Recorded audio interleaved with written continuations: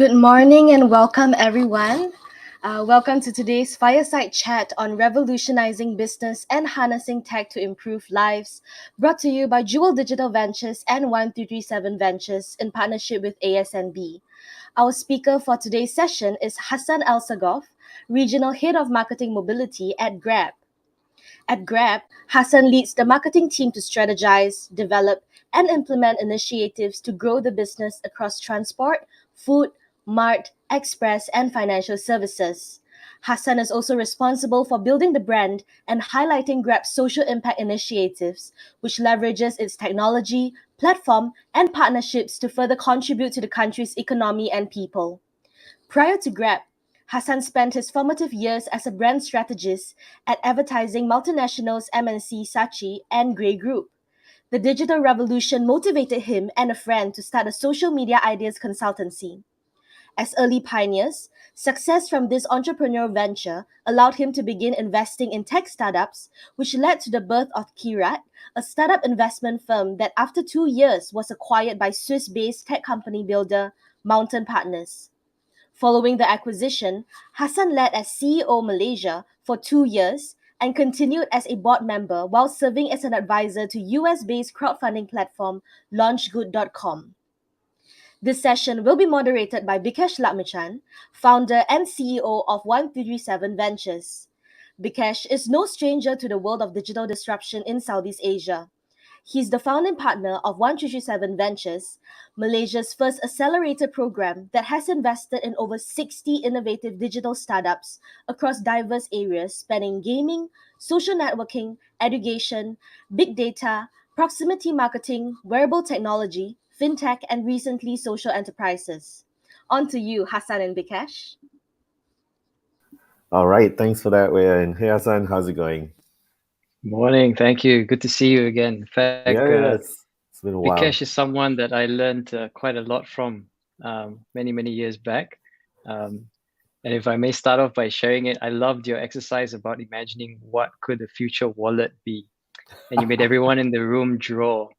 And I think that was one of the most insightful exercises that I've done over time. So yeah, great thought leader in fintech and building startups. Yeah. And likewise, going from the space of funding, innovation to now helping Grab with their dominance in everything, right? From transport to food to mart to financial services.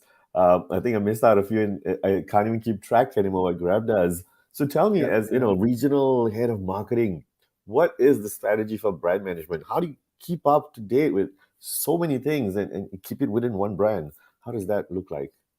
Cool. Now, thanks for opening up with that question.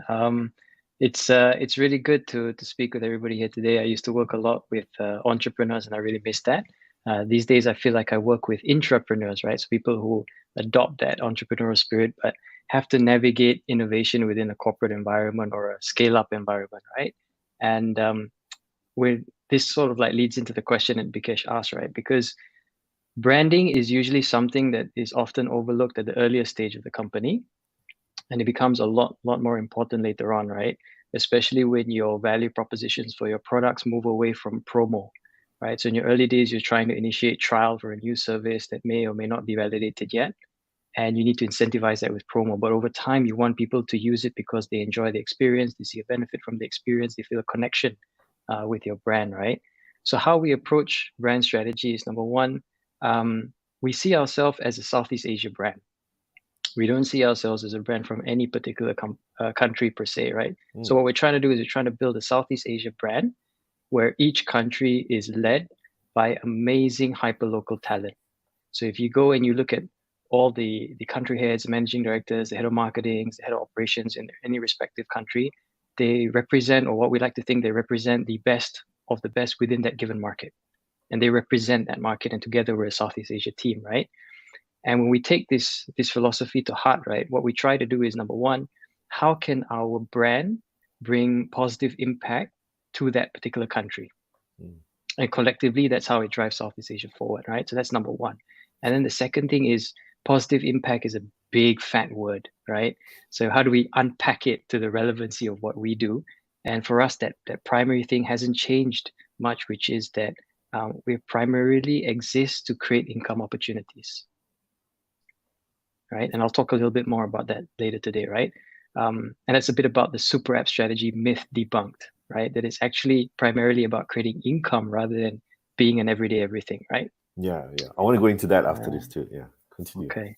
Yeah. And then lastly, like then when we go down at a service level, We don't particularly have a different brand per service, but what we do is we have a different value proposition that we like to think plays an important role in bringing sort of like how does technology advance the livelihoods and the lifestyles of people in Southeast Asia from those respective verticals. So that's how we look at the tiering of our brand strategy. Wow, wow, that's a lot, right? Of Yeah. course, what we're doing today is also kind of inspiring some of the. We've got over 60 people on the call that are participating in the Cool. hackathon, and some of them are startups trying to figure out how they can integrate with ASNB and some of the products under the PNB group. We've Nice, got nice. corporates taking part too because they also want to learn from you in terms of innovation internally. So, as every startup launches a new product, they all want to be like a Grab. I don't even know what the numbers are like. At one point in time, I remember it was like 1 out of 2 people in this country has Grab installed on their phones. And how many customers or how many companies could even say that they had 15 million users or customers, right? I think maybe Yep, EPF yep. is the only one that can say that. Like, how many people can say that's amazing? But what is that? Like, how do you crack that code, right? Like, what was it that gave Grab that whole rapid growth and coverage? What was it that made it happen? Cool. So I think like primarily like you have to always look at the problem that you're trying to solve. But sometimes startups tend to overthink this, right? Because what I mean by overthinking it is that the problem will grow and mature with the company. Mm, So it might seem like a small problem that you're solving today, but if you embody it and it grows together with the progression of the company, it starts to become a massive thing to solve, and that's where the scale comes from. So, for example, in Grab's history, as many people may or may not know, right, that the starting problem statement was about safety, mm, right? It was literally how do we create a safer way to travel? How can we make the taxi services safer? So that was the problem statement in essence, right? And then over time, right, what we learned, like one really interesting insight I think about Grab is when you mention safety, people often assume it's safety of the passenger, right? mm-hmm, And that's actually a big misconception because often drivers are also victims, mm, right? So people like taxi drivers, hardworking Malaysians get robbed by passengers that come in, right? So when we tackle safety, it's two-sided, right? It's about the driver as well as the passenger, right? And then what evolved over time was it's gone more than just about safety of a ride, but we evolved it to safeguarding livelihoods, right? And that becomes a much bigger problem statement. How do you safeguard livelihoods, right? And what this means is today, when we look at mobility, right, we look at it as a way for people to be a safety net for unemployment. mm. Many people who lost their jobs, one of the first things they do to earn quickly is they go and start driving Grab, Grab. yeah. Yeah. Mobility is a safety net for underemployment. It brings supplementary income. There are many people who were B40, and because they drive Grab, they increase their household income to become M40.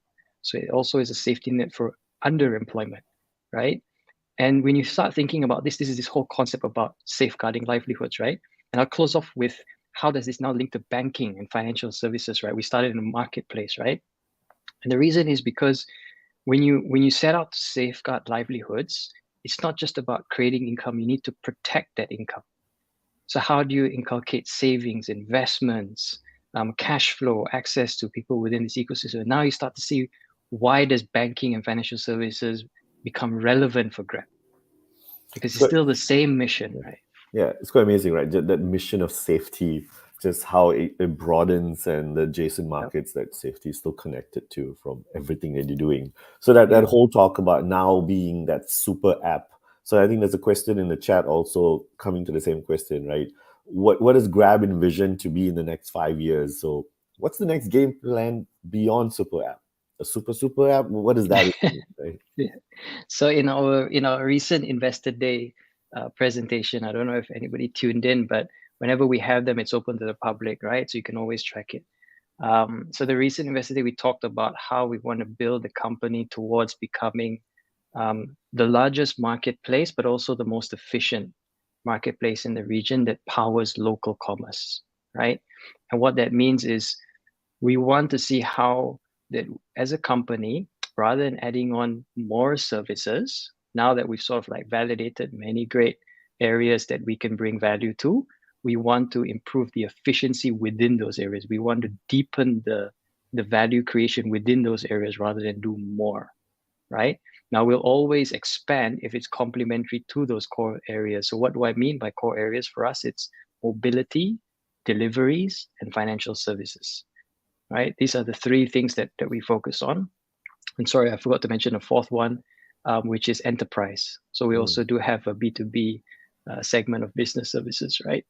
And what we envision that to be in the next 5 years is basically becoming that more efficient marketplace that can unlock local commerce, right? How do we help digitalize local commerce? How do we improve the maximum earning potential for local commerce? We call our partners everyday entrepreneurs, whether they're a merchant or a driver partner. We internally, we call them everyday entrepreneurs. And these are the people that we want to serve. Very nice, very nice. So the fact that there's so many things that Grab does now, with mobility being a core, and one of the core ones, of course, being ride hailing. And, in this country now, I'm shocked to see there's like 40, 50 other kind of ride hailing companies out there. Yeah. So from a strategy of a competition standpoint, how do you make that whole stickiness within a customer in Grab? And kind of what's your moats against all these other 50 different kind of ride hailing providers that exist and are actually still functioning and doing things day to day, right?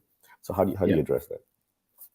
Okay, so like when it comes to competition, we truly believe that you need to win on experience, right? That is the fundamental thing. You don't need to win on price. You don't need to win on promo. What you need, not even brand affinity per se, because brand affinity is just part of the experience, right? And in order to build that competitive advantage, you need to design your strategy in your company that works on internally what we call a flywheel, right? Because then whatever you do strengthens that experience. And if that momentum doesn't slow down, it becomes very hard for other people to catch up. Because no matter whether they're mirroring what you do, they'll always be behind you. Because you're always moving faster and faster, and you get that network effect of synergies, right? So let me give you one example today, right? If you're someone who chooses to become a driver partner at Grab, you have the opportunity to earn multiple ways. You can earn by moving people from one place to another. You can earn money from sending parcels by toggling your Grab Express. You can earn money by delivering food or Mart. And what that means is throughout the day, there's so much earning potential for you, as opposed to, say, another player who is solely focused on rides or solely focused on food. So this becomes a crazy competitive advantage, right? Because it's not easy to replicate. It's massive to replicate, right? But that means you could earn way more with Grab, right? You don't have to worry about not having that demand problem, right? And then that's where people start saying, okay, that's great, right? Then now when they're able to earn more, you as a platform also generate more. And then it's about how you reinvest that into welfare of your users, right? So then that compounds. So then now you have more war chest to actually create an even stronger benefit program and experience. So then it compounds, and you start seeing as this thing compounds, imagine coming up against that, right? Now it's not compounding from regulation or like anti-competition. You're compounding it through value proposition. Okay, so I guess then the financial services bit also then adds on, right? It's not just so being a digital bank for the consumer, but it's also taking care of the driver, saying, as you make incomes, we're protecting you, we're giving you such facilities, kind of locking them into that whole experience. Yep. Very nice, very nice. So, and a lot of them are not able to be served, right? So that's what digital banking is all about for the category. But then I think the way that the different players that have received the licenses in the country will operate is that everyone will have their own ecosystem of users to serve. And I think that's quite smart by the regulators to choose the people that can serve their respective ecosystems, right? But it's MSME sellers, gig workers, and so on. Yeah. So, I mean, going back to what you said earlier, right? You see it as a Southeast Asia thing. But when you Yep. implement it country specific. So I know Yes. I didn't want to go into the whole digital banking side, but since it came Yeah. up, so Yeah. since Singapore has a license, Malaysia has a license, but it's going to Yeah. be a different play, I guess, because what Singapore needs and what Malaysia needs, That's two right. different things, right? That's right. So Cool. different CEOs, different teams, and all that. Yeah. Okay. Some interesting questions coming about the future of Grab since we talk about beyond the super app. The whole uptrend of Web3. What's up? What are Grab's thoughts on such things itself? Do you see that having Yeah. an impact on your product development itself? I think there's some interesting conversations around Web3, right? And I think like as a customer-centric company, what you want to do is you want to listen very closely to how people are interacting with things like Web3, how will their lifestyles evolve? And then from there, we will see that how do we mirror that, right? But I wouldn't say that, for example, like we're the kind of company that is saying like we've got a Web 3.0 strategy, Hmm. right? Because for us, like Web 3.0 is just part of being customer centric. So we evolve with how the market is rather than we're trying to enter a new market. Yeah. Okay. So I can't comment too much on Web 3.0. Sorry. So is that then a strategy in terms of Grab's? How do you look at validating new products and services over time, right? How Sure. has it evolved? So like now Web3 is Yeah, there, yeah, but yeah, yeah. how do you approach that? So usually like I think like one of the interesting things is like maybe I'm trying to think about groceries was a service that was born for Grab out of Malaysia, Mm-hmm. right? Just before the pandemic. So it was a good timing for us, right? And because then we were ready to serve Malaysians when the time came, right? And I think the key thing about us for validation is we look at user stickiness, right? So we don't look at user acquisition, we don't look at things like that, right? We look at what is the retention rate of that validation, and that's the strongest sense that something is working, right? And that goes back to what I mentioned earlier, right, about brand experience, right? So then you learn that how do you pivot and improve your brand experience to arrive at stickiness, right? Mm. So generally, we look at number one, we look at a space that is an unmet need. And then number two, we ask ourselves, what is the right to win that we have from our ecosystem of flywheel benefits? If we don't have a right to win and it's an exciting space, maybe that's not a space for us, Mm. right? Doesn't mean that we necessarily have to run into it, right? But we look into it like, is there something that can build on our flywheel? And that's what the super app strategy is about, right? And if you can build on it, then you go in. And then when you go into it, we treat it like a project, but we primarily look at experience and retention. And that's our North Star with how we go in. So like if there's questions about Web 3.0, crypto, other things, right? Like no matter how attractive that space is, the question is it the right space for us? And can we bring unique value to people in this space? Then we will go in. Yeah, I guess that's the kind of dilemma corporates today are having, right? From a Yeah, yeah, ASNB yeah, to a PNB as a group, right? They too have this large distribution channel of customers, just like you. You have your super app, they've got your base.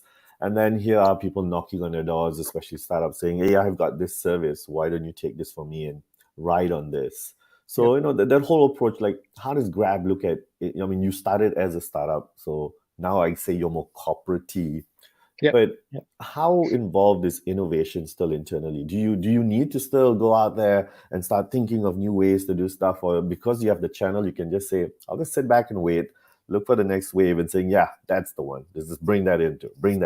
Is it that safer approach? Okay, good question. I love it. Right. So, like number one, I think this to me, it's a very clear myth that because you have a user base, you can launch something new and cross sell. Right. Ooh. So this whole notion of my user base is my asset to cross sell a new service is a marketing myth, right? Okay. Because Okay. when we look at customer acquisition costs, they're not any cheaper. When we look at effort, they're not any cheaper. They're not any better, right?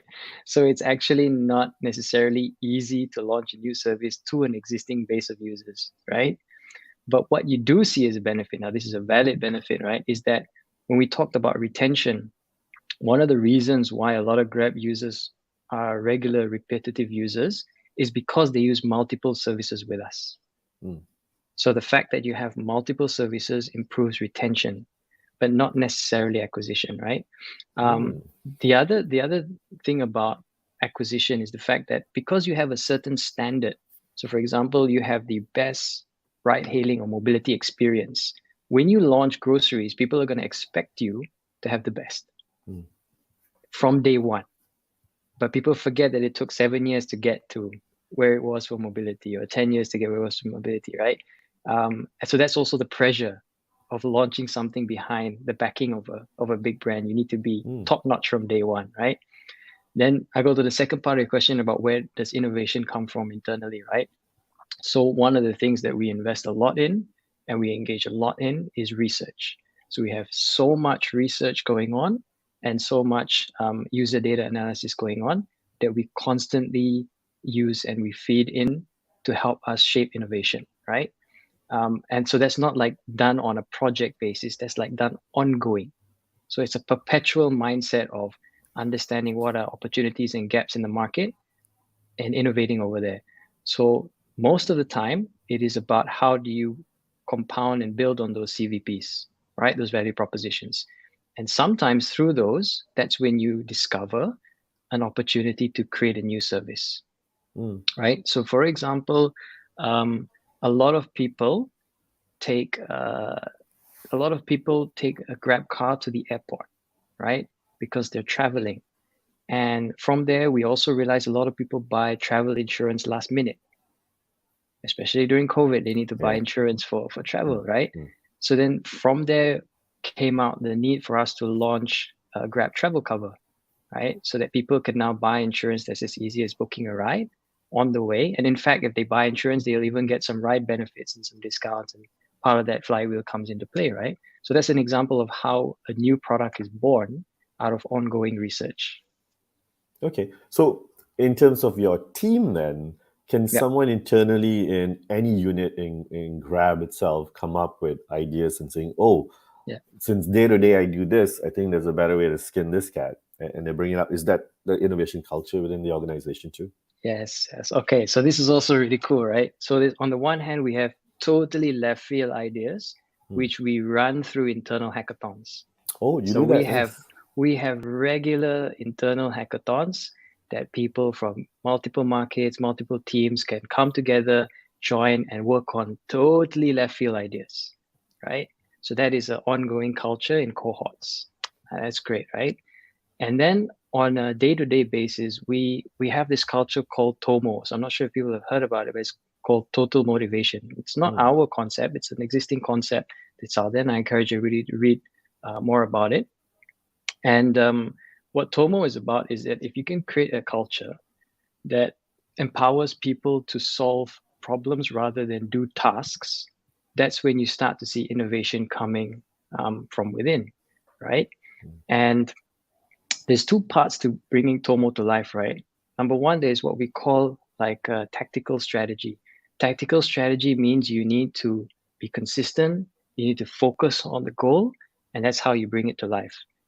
And you need to balance that with adaptive performance, which is basically not following the strategy, right? And this is where culture comes into play, because a simple example is, let's say you're in a factory and you've taught 5 employees how to assemble a mobile phone. And the manager's job is to oversee these 5 people and make sure that they follow that playbook so that they can assemble 10 phones a day. And the experiment that was run is they removed that manager, right, for a week. They left the 5 employees by themselves. And when the manager came back, they could assemble 15 phones, right? And he found out why is because they started finding their own hacks and their own improvements when they were given space to play. So to fuel innovation, yes, you need tactical strategy to stay focused, but you need to create a culture of adaptive strategy, which encourages teams to play. And that's where they find new ideas, right? So we look at this from how we motivate people, right? So direct motivations are things like emotional pressure. I want to look good in front of my boss. Economic pressure. I want to get a promotion. I don't want to get fired. Inertia, or this is just the way we used to do things. This is the way it's done. Don't change it. These are direct motives. We look at indirect motives, which are things like play, purpose, and potential. So do people find a sense of play when they're doing work? Because that fuels natural curiosity and innovation. Do people see potential in what they're doing? Do people find a connection with purpose? When you can create a culture like this in your team, that's when innovation starts to become bottom up. Okay. So that's Okay. like ongoing innovation, and then hackathon is totally left field. You want to do grab pets, you want to do, many cool things are just born out of those hackathons. Nice. And the employees rewarded if an idea is basically seen through. Yeah, for sure. They get the awards and all that. Yeah. Yeah. Nice, nice. So, the talk of culture, everyone wants to have this kind of innovation culture, especially speaking to the large incumbents out there. Yep. But from a startup perspective, there's a lot listening on this call itself. Yep. When do they start trying to kind of introduce such cultures within? I mean, you're starting with one, two, three people in a team. Do you think culture is something that has to be there at the get go, or it's only when you start scaling you think about stuff like that? So I definitely think that culture becomes very, very important when the company becomes bigger, right? Because you want people to uh, work the same way and work in a different way. And as you start to scale your company, you bring in people from different backgrounds. So culture will help unite them, right? Mm, So, because everyone will come with their own inherent way of doing things, but you need to unite them under one joint way. And I think that's one of the fantastic successes of Grab, the ability of Anthony and Ling to build this culture, right? mm, Um, when do you start? Obviously, you can't come up with a culture manifesto and things like that when you're day one. You got more important things to do. You need to go and get customers and bring in revenue, right? But I think like what you need to look at is like foundational culture aspects, and then slowly start to build on it. So what do I mean by foundational culture aspects, right? So for example, a basic thing that all startup companies can do, right, is really make data decisions mm, part of your culture, mm. right? Like that. I mean, it's said many times, but I think the challenge with culture is bringing it to life, not defining what you want to be, but actually bringing it to life. Everybody can talk, but can you do it, right? Mm, And then the second thing I think that's important is um, empowerment, in the sense that you're okay listening to ideas and having humility, that not necessarily the highest ranking person in the company or the founder yeah. knows the way forward. So humility is very important, right? And humility is one of our cultural traits at Grab. And an example of how we practice it is like when you go into a meeting, you almost want to be wrong, because the purpose of being at the meeting is to learn, as Mm, opposed to the opposite of that, where you're going into a meeting and you're saying, I hope nobody comments on what I shared today so that I think that I've done everything right. And if they comment, I'm going to be upset because I put a lot of hours behind these slides, right? But when you come in with humility, you're actually coming there to learn. I want to be wrong. I want to listen to everybody in the room. Maybe this could be better. Was there specific other challenges? So there's a question from Patricia here. The challenges Yeah. faced trying to build up Of this course, culture. of course, of course. I would say like so a natural challenge is when you have lots of talented people, very diverse organization, and you're trying to bring them into a culture, right? So that there's always that general challenge. But specifically, I would say what's a unique challenge is when you have such an inclusive culture, you have a lot of time on stakeholder alignment, Mm, right? So it's not necessarily bureaucracy of approval, but it's actually being able to factor in enough time to listen to different point of views, discuss things, be inclusive and less autonomous, right? So that is a challenge, balancing that. And how we balance it, right, is that when you want to be inclusive, right? I think one of the companies that have developed a really great model, and I encourage people to look into it, is Bain, right? So Bain mm, has this model called Rapid, and it is a way of how do you give everybody ownership within that discussion, but you're also giving everybody a clear role. So you're not just bringing many people to the table and saying, what do you think? Because that's totally not productive. People need to be at the table, but given a clear role. So yeah, those would be the two challenges, right? Like how do you rapidly onboard people to the new culture, and how do you balance being inclusive but not eating away at productivity, right? okay. There's a question here from Calvin, going back to product. Data. People keep saying that's like gold, right? Data Yeah. inside is the big thing. So how does Grab handle data? Because you can imagine the plethora of data you have from every kind of vertical you're in, and at 15, 20 million people just in Malaysia basically using that. Yeah. So, and how does a startup decide what is good data for them to basically have? Okay, I think if we talk about Grab, firstly, like we have data segmented, right? So in the sense that we have multiple teams that look at data science, marketing analytics, marketplace teams, right? Mm. And what we do is everyone has a role within how they use and contribute that data towards decisions at Grab. So that's because it's a big company and it's very broad, right? But when you bring it to the context of a startup, right? To me, like you always ask yourself, like, what is the most important thing for a startup, right? And it's actually usage, Mm. right? Because if you got no usage, means you have no customers. And if you have no customers, it means you have no revenue. It means you have no time. Right? So if the number one thing for you is usage, then you have to ask yourselves, what is the key data points around usage that I need to know, right? Is it data points around acquiring usage? Is it data points around retention of usage? Is it data points that are around um, understanding that experience of the usage? So it could be NPS, for example. Like if you're starting a new startup and you want to do branding, you don't need to care about brand imagery index. You need to think about NPS. NPS is a branding metric, right? Wow. That's the most important thing, right? So then, for example, then you're saying, okay, I've got acquisition data, I've got retention data, and I got experiential data, NPS, right? And then these three become your North Stars, right? So then you're starting to look at, am I acquiring as efficient as fast as I need to be?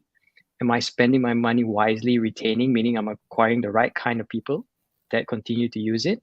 And is my experience from a product standpoint becoming richer over time? Am I learning from the feedback, right? But if you're in a position saying, you know what, I actually have no way to collect information about experiential data, that's scary. Or if you're running marketing, you have no way of measuring acquisition and retention, that's scary. That's blind spending, right? I can just imagine your role then. Like, how do you keep up to date with all these things all the time? Walk me through your day. Like, Yeah. what is your day or even your week look like? Okay. So yeah, so my day is like a stacked calendar. It's not healthy. It should be a lot better, right, than that. Mm. But I think in short, like how do you manage scale? My team always asks me that, right? And I say that it's because I have good people, Mm. right? So the only reason why I can do many things is because I have many good people working with me, right? But how do you So work an with all these many example, people, right? Tell yeah, us.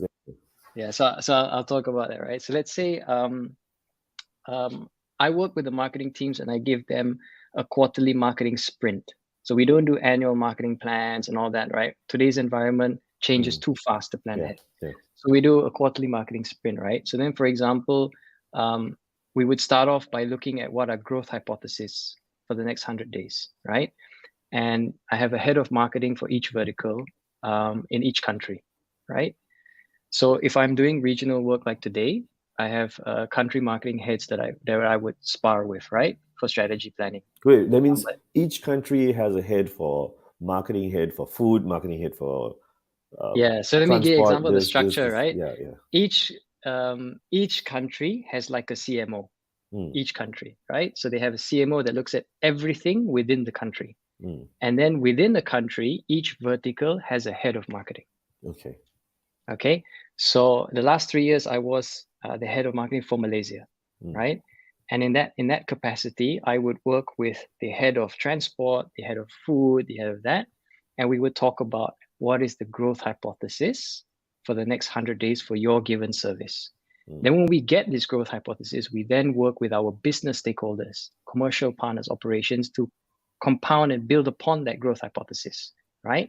And then when we get the hypothesis, we then work with the marketing analytics and market research teams to now put some validation and data behind these hypotheses. And then when we have those hypotheses, we then move into ideation. So then we work with creative teams like what is the creative solutions to meet these growth hypotheses. And then when we have the creative solution, we then work with our media partners to say now, how do we bring this solution to the market in a go-to-market plan? And then we launch it, we track it. Next thing you know, you're in the next 100-day cycle. So it's perpetual right? Because that process is so fast that by the time you finish it, you're already on to the next one, right? So then you're taking learnings and you're moving on and on. So that's an example of how we work at a country level. Today at a regional level, I would do a similar thing, but I would be working with the country head across verticals rather than one by one. So yeah, so in a structure like that, then you Yeah. cannot be an organization that's reactive, right? Because it's just too No, slow to react. no, You too you slow. cannot. You have to always be ahead of stuff. And you cannot make decisions. So I don't make Mhm. decisions because then it'd be a major bottleneck. That's Mm. why the culture is really important, right? So anybody at the working level can already decide and act on things because their decisions are based on data. Even if I made the decision, it'll be also based on data. So it's about deciding what are the data points to trigger a decision, and anybody who's empowered to do that can do it. So yeah, all of you listening in, and you always had a dream to be a unicorn. Just think of this, right? Just Yeah, marketing for a unicorn is that complex. Imagine product and everything else. Oh just wow. marketing, exactly. That's Yeah, not the whole company, right? So example, in Malaysia, I have 60 marketers for one country, yeah, right? In Indonesia, we have about 150, right? So the marketing team is massive, right? yeah. And is talent an issue for you guys still? Quality of talent is an issue. So it seems like no The- matter what, right? A small startup, yeah, a big incumbent, a yeah, unicorn, talent's yeah. always going to be an issue. Talent's always an issue. So I think I think the different stage of the company, you have different kind of challenges, right? Mm, So for example, when you have a great brand, you have no shortage of quantity naturally, right? mm. Then you look for quality. Okay. The next part about talent is then, do you have when you have very talented people in your company, do you create an environment that they can exercise that talent? Right? And that's where culture and empowerment, all this is so important because you can hire and pay the best salaries and get the best people, but they can't bring out the best in themselves without this, Yeah. right? So that's the kind of challenge that we have. We don't have the challenge of getting the talent like a startup because they don't have funding, they don't have that, right? But we have a different kind of challenge, which is you got all these rock stars, but how do you create an environment that they can work well together and bring out best? So it's a different kind of challenge, right? Mm. And then training is always a challenge, right? People train and then people leave and all that. But for me, my mindset is always that people move around a lot. I have people in my team who have left for a year and come back, so leaving is never a problem, right? To me, like you always invest in training and building up capabilities and maintain good relationships with everyone, right? Because the ecosystem is small and it's a cycle. So Sometimes leaving is a good thing. Yeah, So internally, do you do your own little academies and for marketing we definitely specifically, do. the experience from the top kind of trickles down to people at the bottom? That's right. So, for example, if you're a new marketer at Grab, I will put you through like Media 101. Even though you know media from where you come from, we want you Mm, to see it the same way we do. Then we mm. put you through how to brief creatives, right? So that you know how to work with creative talent. Then we put you through another program about learning what does commercial mean. Like if you're a marketer, you need to understand P&L. You need to understand how things work. So you need to have the basic understandings of commercial, right? So that's if you come in at an entry level. And then when you come in at a managerial level or a head level, we assign you to coaching and mentoring. So like if you come in as a head of marketing, I'll assign you a mentor or coach who's actually going to teach you about leadership and people development skills. So I guess it's time for Grab to launch Grab University, so where everyone from product engineering to marketing can give Yeah, this information to I think it's a masses. great idea, dude. We I can think it's a create great one. more Yeah. unicorns by you sharing the secrets, because it's not like you had a book to read, right? It's something you guys had to No, develop no. over time. It's insane.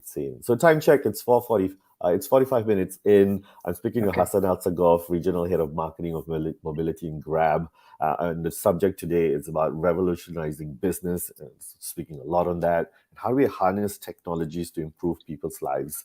So you're saying, from day one, Grab was all about safety. That was trying to improve people's lives to go from A to B and go to A to B safe. Yep. How much more has technology helped you achieve that today? And moving forward, how big is technology for Grab in terms of changing people's beliefs and behaviors, mobility overall? Yeah. Okay. I am. Technology is super important.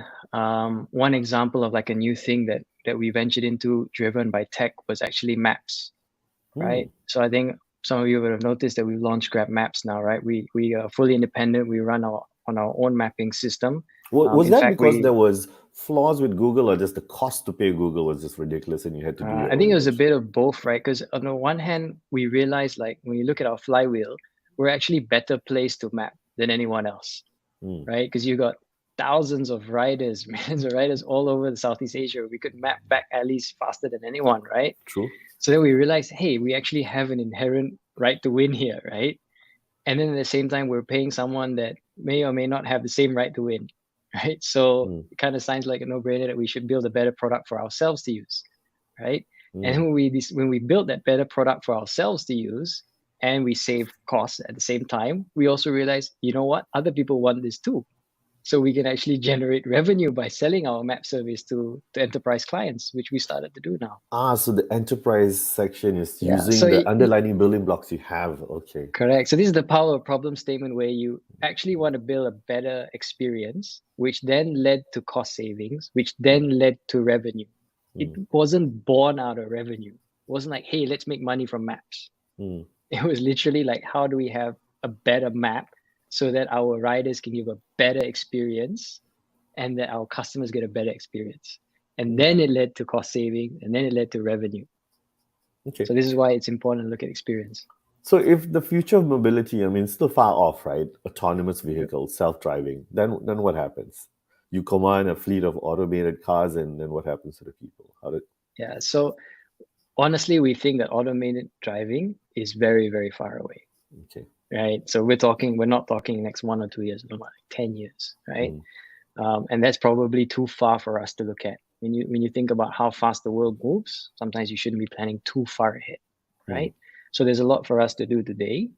And I think because if we embrace that spirit of why we exist today is actually to create income, then we would evolve the way we create income rather than if we say that our purpose to exist is to deliver food and therefore, yeah, I want to cut out this person who delivers the food because a robot can do it. That's mm, not on brand because we exist to create income, not to find a cheaper way to deliver food, right?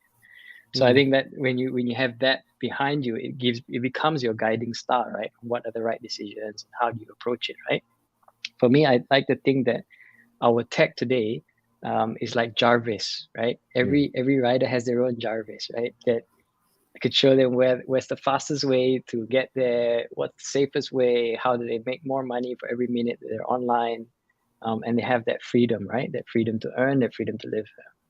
Yeah, I remember once I was in Indonesia with one of the engineers of Google Maps, right? And we were always confused when you look at the map in Google Maps in Indonesia, when you're trying to go from point to A to B, the timing was totally off all the time, saying like, why does it always think it'll be faster when we know it's crazy traffic? And then we Yep. had the aha moment. It was because of Grab and all the other riders, right? The guys on bikes were holding the maps and they were going faster than everybody else, and that data was being sent to the map and, Yeah, and just messing up the entire that algorithm. And then yes, eventually Grab then differentiated when motorbikes have Grab maps and cars, the whole algorithm works. So amazing how yeah, yeah. technology in the That's hands of people like you guys can do amazing things. that's right, man. That's right. So from a marketing perspective, then, Mm. are there technologies that you guys also built internally just for your needs because you're a whole different beast and there's nothing out there that can solve Yep. your internal stuff? How does that look like? So we build a lot of what they call MarTech solutions, Mm, right?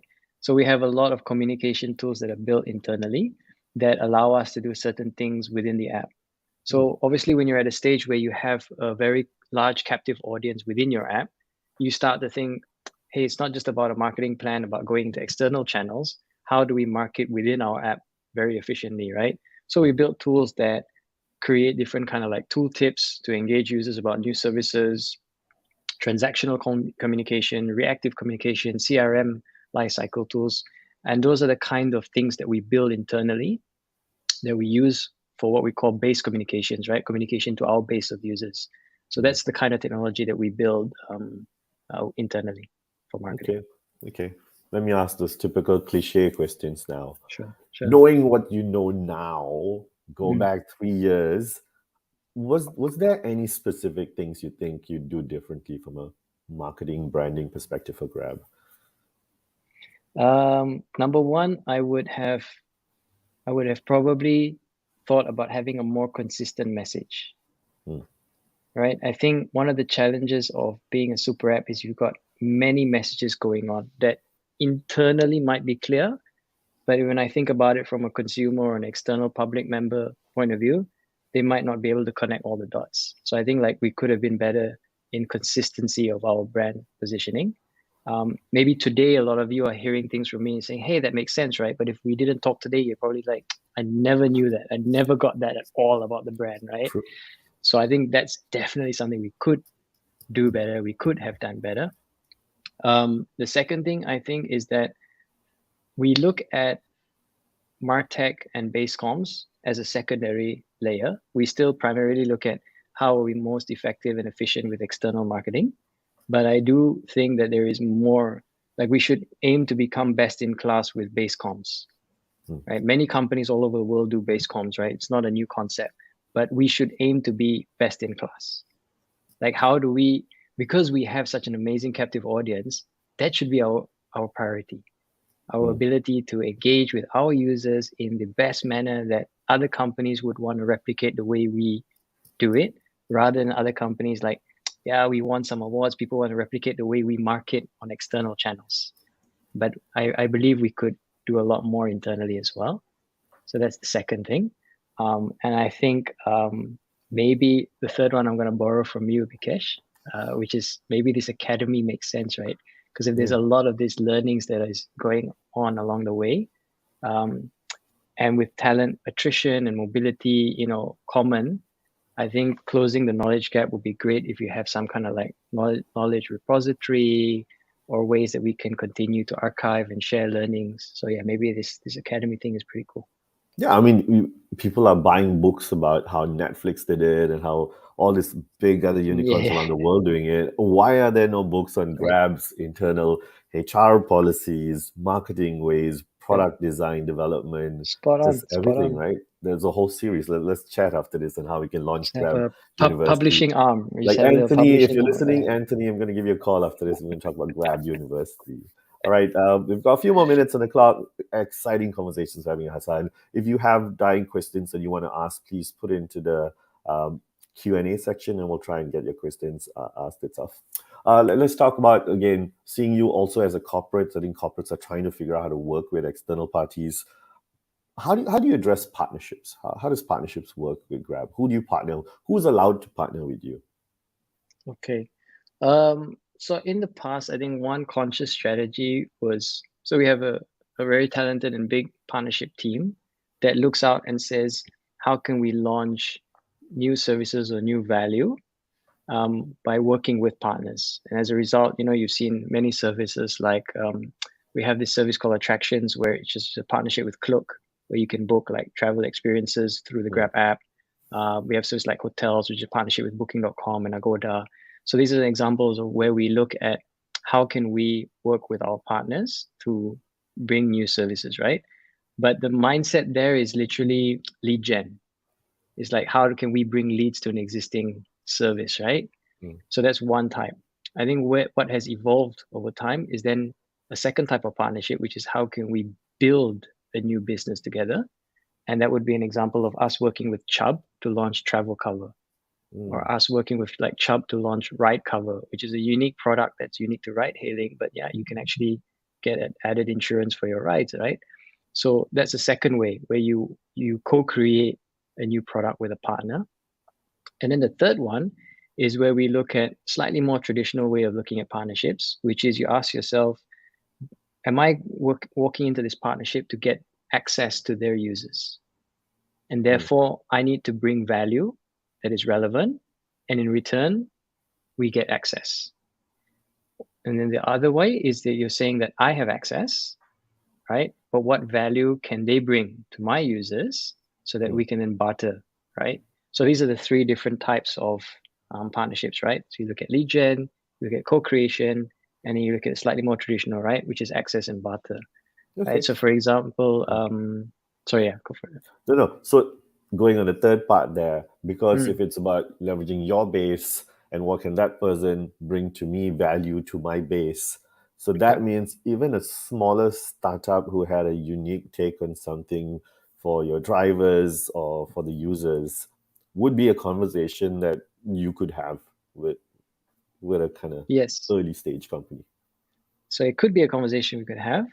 The only caveat is that the reality is these conversations, because of the magnitude of the business and all that, right? They tend to drag on for quite a while, Mm, right? So that might not fit with the expectation of a smaller company. So a smaller mm, company is looking to make a decision or mobilize something in a few months.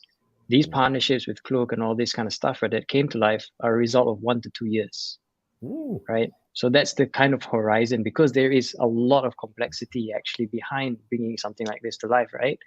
And it's again not bureaucracy, but it is actually like valid complexity, right, to bring it to life in the right way. And therefore, that I think might be a But mismatch that's with startup appetite. bringing it to life in terms of agreeing and then seeing it through, not Yeah, how a totally, startup will go totally. to a typical bank and saying my procurement process would outlive your No, no, no, existence, which is no, 12 no, months no. long. Yeah, Okay, yeah, yeah, so yeah. it's way So, better. It's way better. so yeah, so it's better, but at least it manages expectation up front, right? Like, Mm. this can't be the sole thing you're focused on. You need to have the runway and all that kind of thing, right? Okay. Um, but yeah, to your question, we would entertain those kind of discussions. Yeah.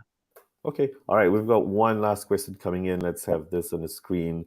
In a startup, there'll be two challenges faced by it, right? One, solving existing problems, and the second is growth and creating new products for the service. How do you decide which to focus on? So, do you focus on growth, or you focus on what's the other one? I think the typical questions is: do I focus on trying to make money, or do I just focus on trying to build users? Right? Okay. Where should we Good, focus on good growth and on question, right? So totally understand this, right? I feel closely for it, right? My encouragement is to combine the two into one.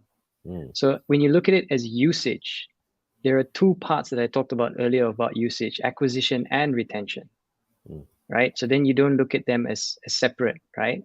So in order for me to grow, I do need to fix existing problems, because if I don't fix existing problems, that experience sucks and people don't retain. So growth is also a compounded effort of retention, not just new, right? And then if you have new, you put it back into the funnel and the total outcome becomes bigger, right? And if usage correlates with revenue, then you're also on the same North Star, whether it's revenue from the get go or after the trial period and so on, right?